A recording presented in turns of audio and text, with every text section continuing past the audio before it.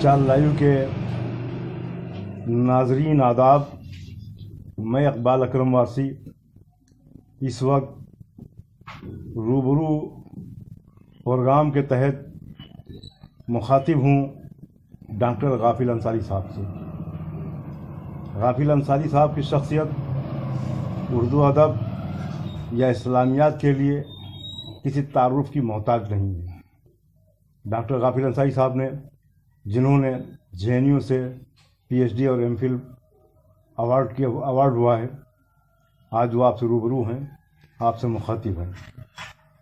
आपने उर्दू अदब के ताल्लुक़ से एक अफ़सानी मजमुआ आसपास दिया उर्दू अदब को, तंज़ुमिल्लाह का कलमी तस्वीरें, और तंज़ुमिल्लाह के ताल्लुक़ से कलमी तस्वीरें।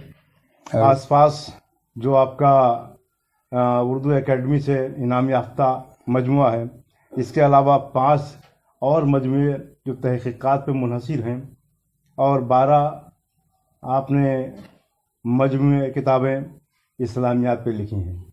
इस्लामियात के वो मौजू और मुद्दे हैं जिन मुद्दों को लेकर वक्त के ख़ुद साख्ता उलमाए कराम हमें गुमराह करने की कोशिश करते हैं। उन मुद्दों को आपने आईनाज़ार बनाया है, आईने की तरह समाज के सामने रखा है। पेश है उनसे गुफ्तगू, आइए हमसे गुफ्तगू करते हैं। मोहतरम, मैं आपका इस्तकबाल करता हूँ HR लाइव में। जज़ाकल्लाह। आप अपने अदबी सफ़र के बारे में कुछ बताएंगे? अदबियात का शौक़ तो मुझे जी 14 साल की उम्र से हुआ।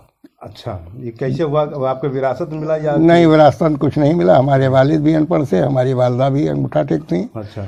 हमारा ख़ानदान भी कोई पढ़ा लिखा नहीं था। हम लोग खैराबाद से माइग्रेट होकर संसारपुर आए थे, हमारे वालिद। अच्छा। हमारे गांव में भी प्राइमरी स्कूल ही था, उससे ज़्यादा कोई स्कूल नहीं था। तो सन 27 जनवरी 48 को हमारा नाम प्राइमरी स्कूल में लिखा गया, और 27 जनवरी 42 हमारी तारीख पैदाइश मुकर्रर कर दी गई। अच्छा।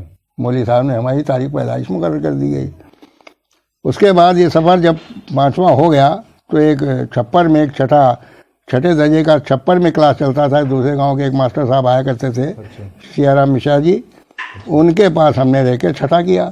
अच्छा। तब तक पंडित बालक राम जो संसारपुर के प्रधान थे, उन्होंने बालक पंचायती स्कूल खोल दिया। अच्छा। बालक पंचायती स्कूल में उन्होंने वज़ीर अहमद खान साहब को, जो मोहम्मदी के रिटायर्ड हेड टीचर रहे थे जूनियर हाई स्कूल के, उनको उन्होंने हेड मास्टर बनाया। और मौलवी साहब ने उस स्कूल को इतनी तरक्की दी कि 8वें दर्जा जो इम्तहान बोर्ड का हुआ, इलाहाबाद बोर्ड का, उसमें मेरी ज़िले में 7वीं पोजीशन आई। ये मौलवी वज़ीर अहमद साहब की तरबियत का असर था, और हमने उसका एतराफ़ अपने एक मज़मून में किया भी है। अच्छा। कि हमारी ज़िंदगी संवारने में किन किन लोगों का हाथ रहा, उसमें सबसे ऊपर मौलवी वज़ीर अहमद खान साहब हैं। अच्छा, आपका ताल्लुक नस्र से भी है, नज़्म से भी है, तो आपने शुरुआत पहले नस्र में की है? हमने शुरुआत तो नज़्म में की। अच्छा। और जब BHU गए हम PhD करने, जी, PhD करने के लिए हम एक बार BHU गए। अच्छा। और वहाँ हमसे पूछा गया कि आप नस्र में करेंगे कि नज़्म में? तो हमने अर्ज़ किया कि भाई दिलचस्पी तो हमें नज़्म में है।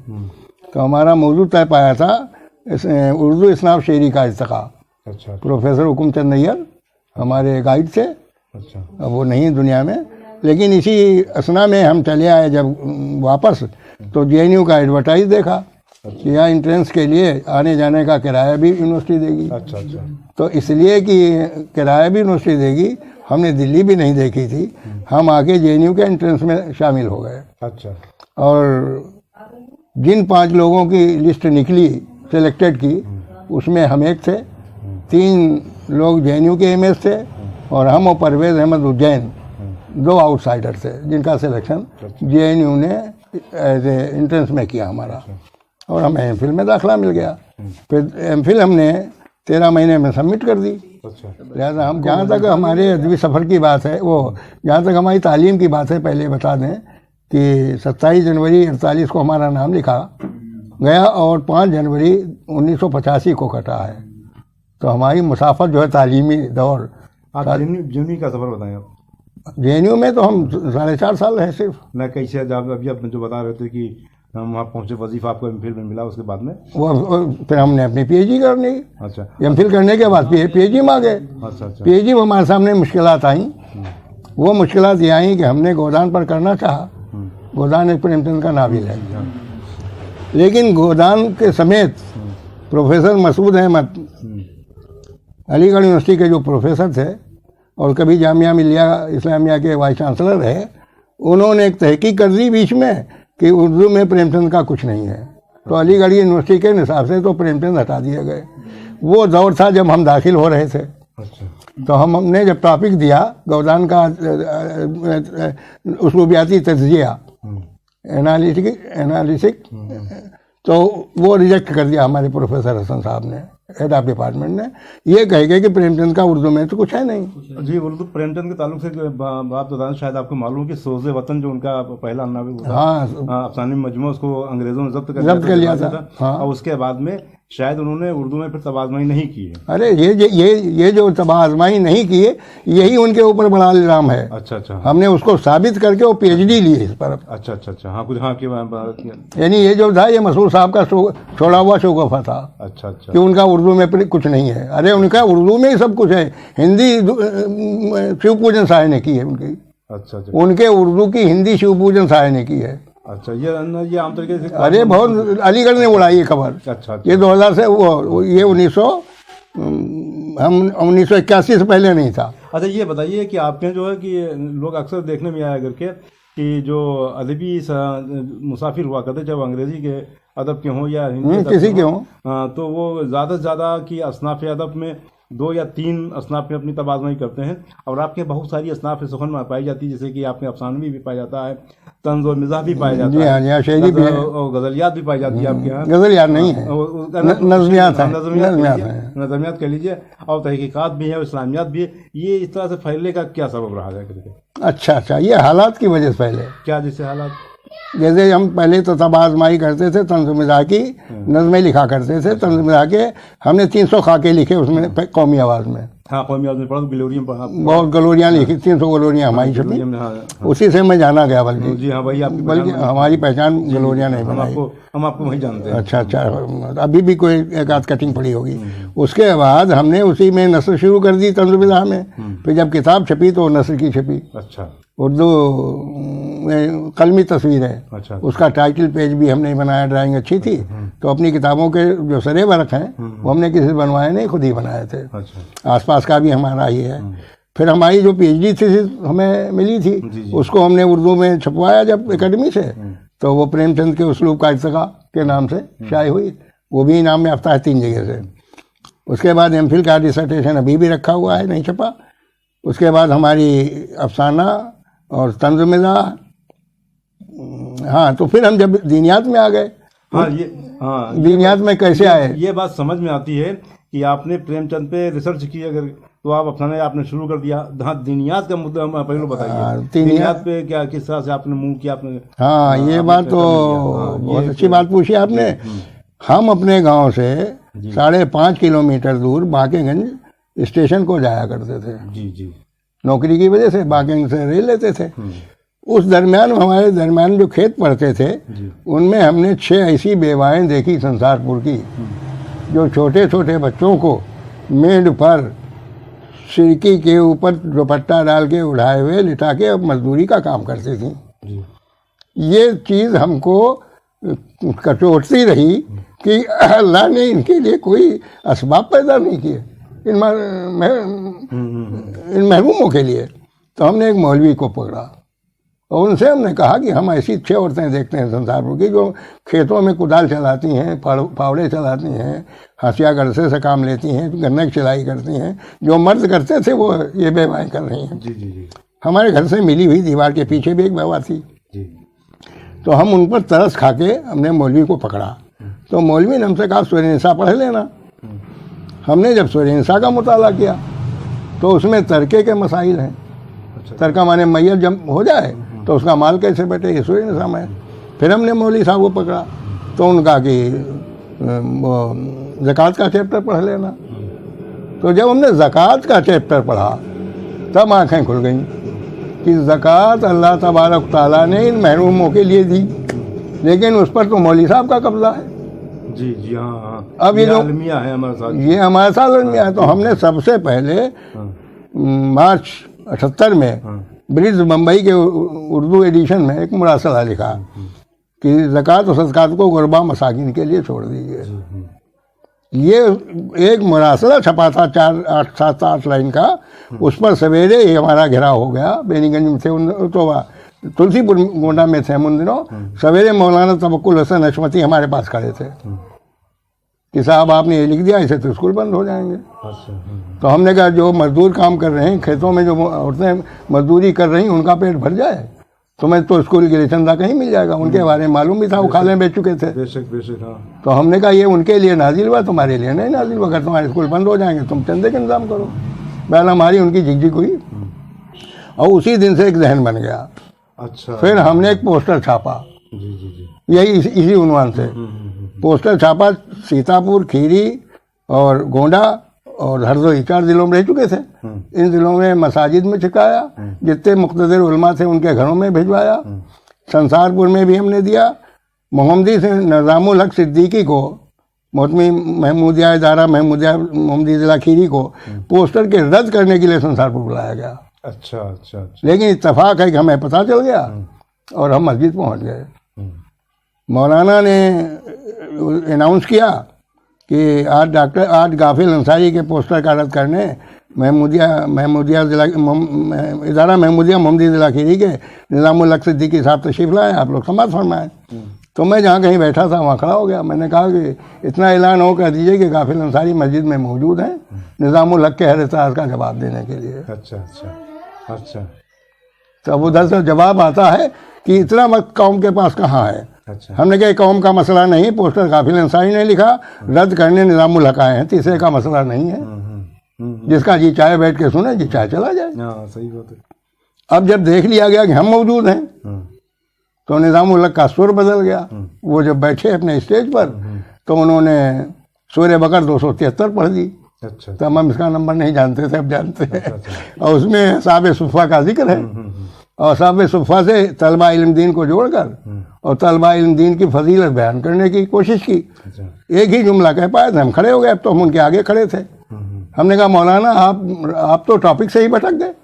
आपको बुलाया गया है गाफिल अंसारी के पोस्टर का रद्द करने, तलबा इल्म दीन की फजीलत बयान करने आपको आज नहीं बुलाया गया। लिहाजा अगर आप पोस्टर घर से नहीं लाए तो हमारा दूसरा ले आए, लीजिए और सुनाइए कि इसमें कुरान के खिलाफ क्या लिखा है। तो निज़ामुल हक ने स्टेज छोड़ दिया, मेंबर से उठे, पोस्टर को लहराया और कहा मुझे इस पोस्टर पर कुछ नहीं कहना है।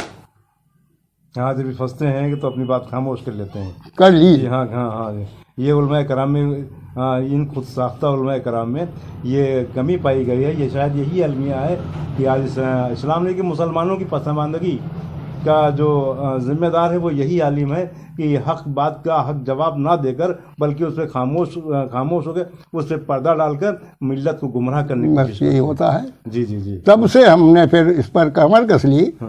फिर हमने अबराउल हक साहब तक को घेरा जो वली अल्लाह कहलाते थे। जी जी। और हमने उनको भी घेरा, जाके सवालात पेश किए 11-14, उनसे जवाबात मांगे। उन्होंने कहा हम कुछ लिख के नहीं दे सकते। हमने कहा सब लिख गया, करामन कातबीन यही कर रहे थे। इस तरह से हमने बड़े मुक़्तदर उलमा और शयूख को हमने उनका बजाय अदब और लिहाज करने के हम कुरानियात पर आ गए और हम डिफेंड करने लगे कुरान को।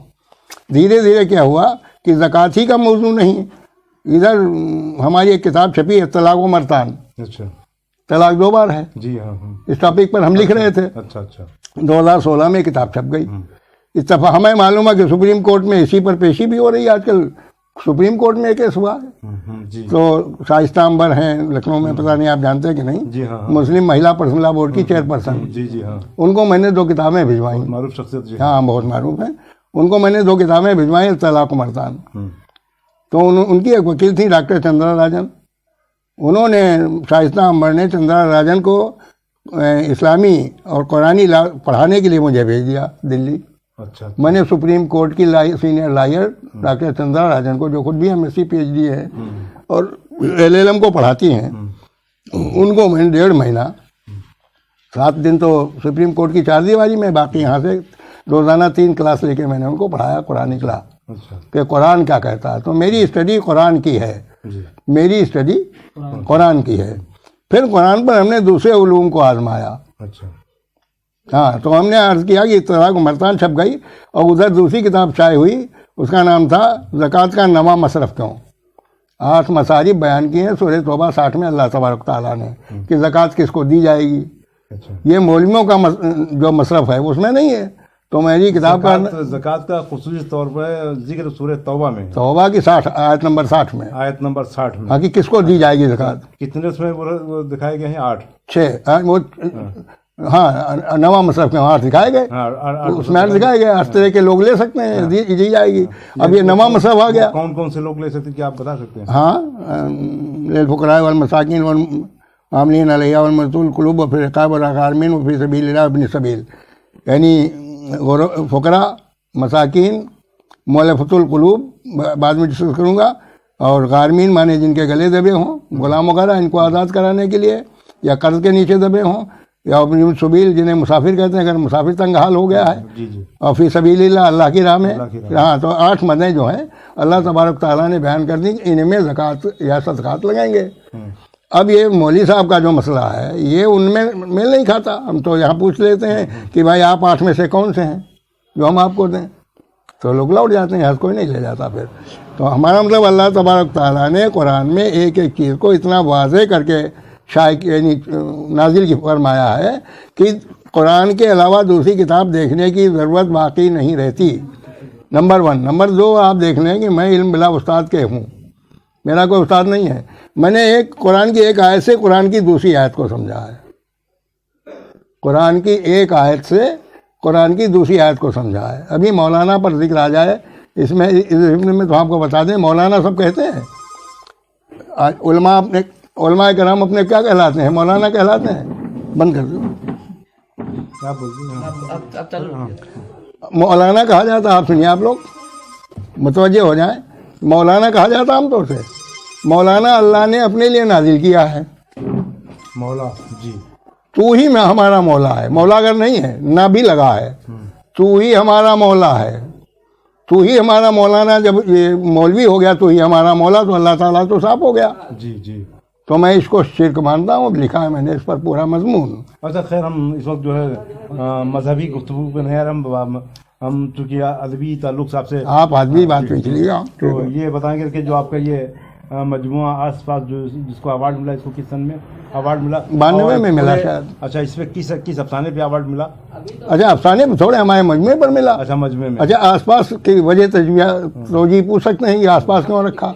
तो ये इसमें जितने भी अफसाने हैं वो सब हमारे आसपास के हैं, हमारे टच लोगों के बीच में, जिनके बीच में हम रहे, उनके वाक़यात, उनकी हिकायात को हमने अफसानवी रंग में लिख के। जदीद अफसाने तो यही रहे कि लोग जदीद अफसानों के लिए परियों की जिंदगी में नहीं, दुनिया में नहीं, हम वहाँ नहीं गए, आसपास हकीकत की दुनिया में रहे। आसपास से ही उठाते हैं।